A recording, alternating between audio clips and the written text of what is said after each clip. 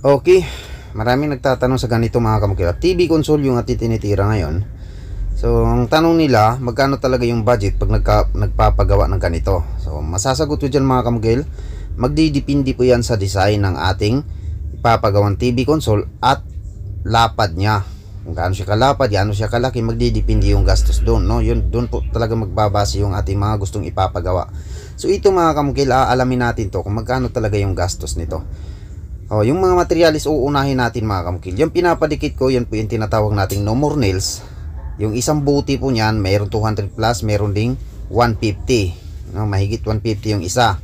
So yung pinapadikitan ko naman mga kamukil, yun po yung ating tinatawag na marine plywood. Yung gamit ko dyan, yung isa dyan is 1,050. Pinakamura na yan mga kamukil ha. At yung cabinet natin dyan, ganun din, marine plywood din yan na 1,050. Yung puti na nakikita nyo mga kamukil, yun po yung tinatawag nating marble board.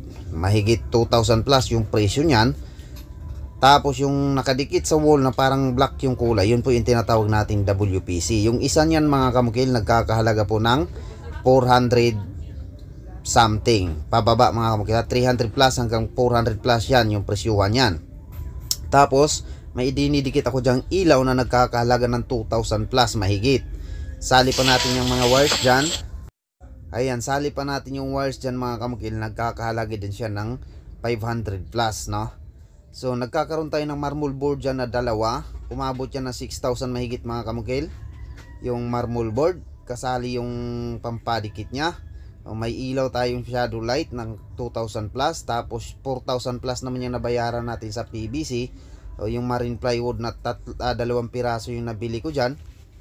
Itong TV console na to mga kamukil, nagkakahalaga siya malapit 13,000 mahigit na yung nagastos nito.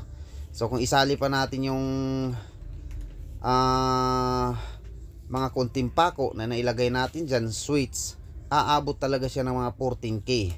So yung libor na singilan dito mga kamukil, nasa 7,000, no? Yung libor ko dito, so ibig sabihin aabot siya ng 20,000 mahigit mga kamukil itong TV console lang na ginagawa natin.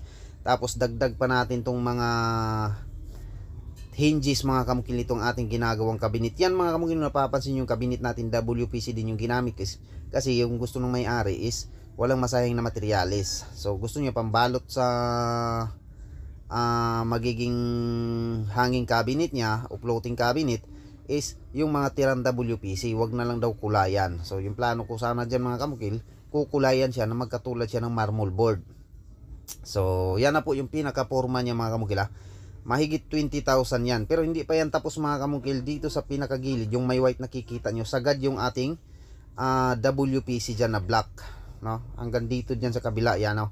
Yan yung mga shadow light nya. Nagkakahalaga yan mga kamukil ng 2,800 yung ilaw na nakikita nyo sa paligid nya.